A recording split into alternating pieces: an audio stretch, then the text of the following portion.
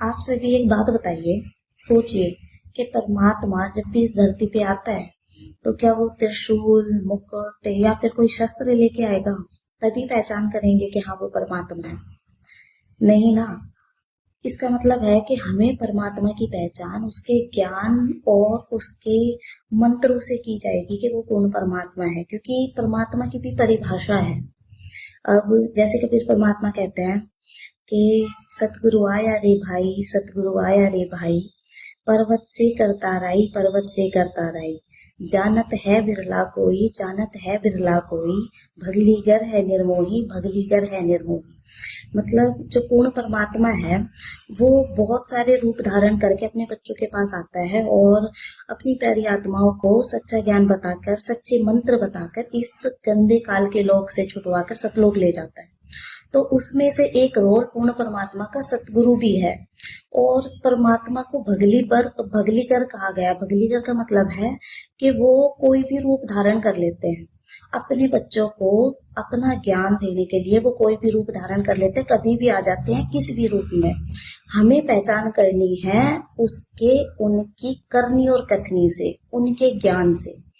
तो संत रामपाल जी महाराज जी को हम भगवान इसलिए कहते हैं, और सिंपल सी बात है कि उन्हें पहचानना आसान नहीं है। हम भी इसलिए पहचान पाए हैं क्योंकि हमने उनके ज्ञान को समझा है उन्हीं की दया से। अब संत रामपाल जी महाराज जी को हम भगवान इसलिए कहते हैं क्योंकि वो सारे काम भगवान वाले कर रहे हैं। जैसे कहते हैं ना कि भगवान की कोई लिमिट नहीं होती। मतलब चाहे माया हो, धन हो, हर तरीके के लाभ देता है परमात्मा। तो वो जो लाभ है वो संत रामपाल जी महाराज दे रहे हैं। लाइव एग्जाम्पल ले लो आप किसानों का। अभी बाढ़ आई थी, हर जगह पानी भर गया था खेतों में, सबको याद कर लिया था सरकार वगैरह को, सबको। कौन खड़ा हो आके? संत रामपाल जी महाराज। क्योंकि संत रामपाल जी महाराज जी को पता है कि किसान अगर बीज नहीं बोएंगे, खेती नहीं करेंगे तो आत्महत्या कर लेंगे, क्योंकि इनका गुजारा ही खेती से है। दूसरा कि अगर ये खेती नहीं करेंगे तो अन्न कहाँ से आएगा, और अन्न नहीं आएगा तो भुखमरी आ जाएगी, उससे इफेक्ट पूरी दुनिया होगी। तो संत रामपाल जी महाराज भगवान है, उन्हें यूं पता है कि आगे क्या होना है मेरे बच्चों के साथ।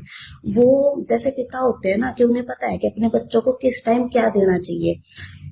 बच्चों को बोलने की जरूरत नहीं है कि हमें पिताजी क्या चाहिए, वो पहले से पहले ला के रख देते हैं। तो संत रामपाल जी महाराज जी ने एक बार भी नहीं सोची कि भाई कैसे क्या करना है, तो परमात्मा है। उन्होंने जैसे ही देखा कि भाई बाढ़ से पीड़ित किसान है, उन्होंने टाइम नहीं लगाया और अरबों रुपए पानी की तरह बहा दिए। ऐसा कोई नहीं कर सकता। आप भी देख सकते हो, कोई भी संत, कोई भी धर्मगुरु आगे नहीं आया है। संत रामपाल जी महाराज भेदभाव नहीं करते, ठीक है। और संत रामपाल जी महाराज के सत्संग जो सुनता है ना, वो जान पाता है कि संत रामपाल जी महाराज कौन से मंत्र देते हैं। हर तरीके के सुख, चाहे वो शारीरिक हो, मानसिक हो, हर तरीके के सुख देते हैं। अगर किसी की मृत्यु भी आने वाली होगी ना, तो संत रामपाल जी महाराज अपने सच्चे मंत्रों से उसको टाल के 100 वर्ष की आयु तक दान करते हैं। ये सिर्फ और सिर्फ संत रामपाल जी महाराज कर सकते हैं। और अब संत रामपाल जी महाराज जी के कितने गुण गाएं, वो तो है ही भगवान। भगवान भेदभाव नहीं करता, ना वो हिंदुओं को अलग मानता, ना मुसलमान को, ना सिख, ना ईसाई, सबको इक्वली ट्रीट करता है। वो ये नहीं देखता कि अब आप देखो हरियाणा में कितनी मदद की है संत रामपाल जी महाराज ने। जो लोग संत रामपाल जी महाराज जी को गाली देते थे, संत रामपाल जी महाराज ने एक बार भी नहीं सोचा कि ये गाली देते थे, मेरे को बुरा भला बोलते थे।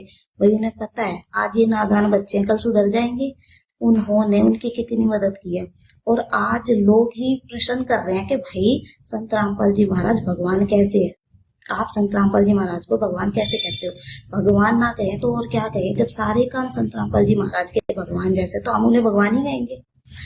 देर मत करो, पहचानो, ज्ञान सुनो। साधना टीवी पे सत्संग आता है 7:30 बजे डेली शाम को, वो सुनो तो पहचानो कि संत रामपाल जी महाराज कौन है।